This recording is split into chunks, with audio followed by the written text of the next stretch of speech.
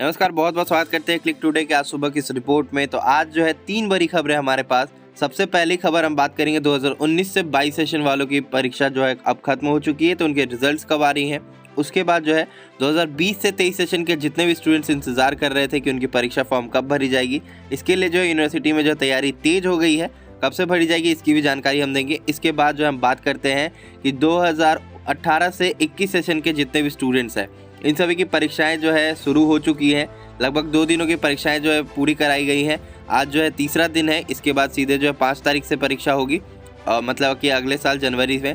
और हुआ क्या है कि पार्ट 3 के स्टूडेंट्स के साथ कई सेंटर्स पे जो है बच्चे लेट से पहुंचे हैं, क्योंकि कल बहुत ज़्यादा जाम था पूरे शहर में। मुजफ्फरपुर में कई छात्र जो है 2:30 बजे तक जो है सेंटर्स पे पहुंचते रहे, अपनी जो परीक्षाएं जो इसके बाद वो दिए हैं।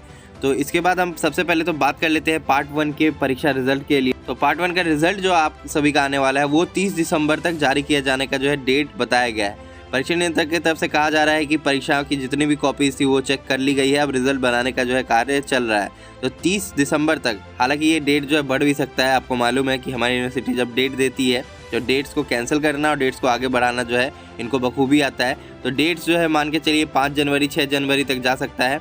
बताया गया कि ऑफिशियल कार्य जो है चलेंगे 23 से लेकर के 4 जनवरी तक जो है पूरी तरीके से यूनिवर्सिटी बंद है, कॉलेजेस भी बंद है, लेकिन ऑफिशियल कार्य जो भी हैं वो चलते रहेंगे। जैसे कि रिजल्ट बनाना हो गया या कोई डिसीजन लेना हुआ, मीटिंग करना हुआ, ये सारी चीज़ें जो चलती रहेंगी।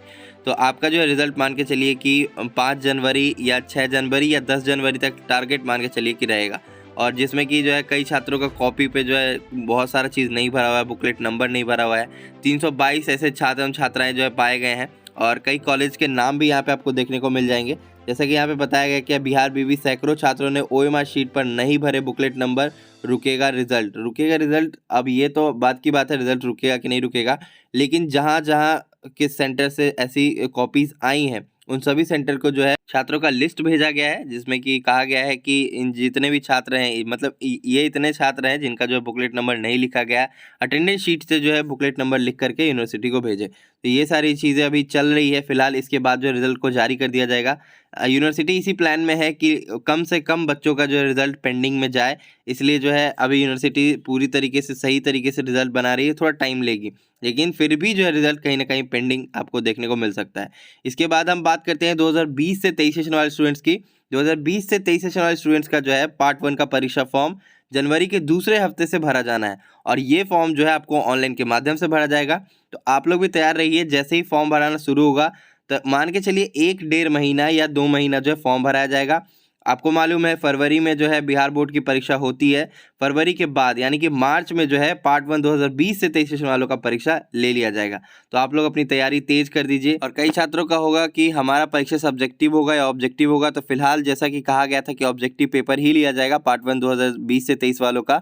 बाकी डिसीजन जो भी होगी हम आपको जरूर शेयर करते रहेंगे टाइम टू टाइम। और आप लोग जो हमारे चैनल को सब्सक्राइब करके रखिए, बेल आइकन को ऑन कर लीजिए और वीडियो को शेयर कर दीजिए उन दोस्तों तक जो भी आपके सेशन वाले हैं।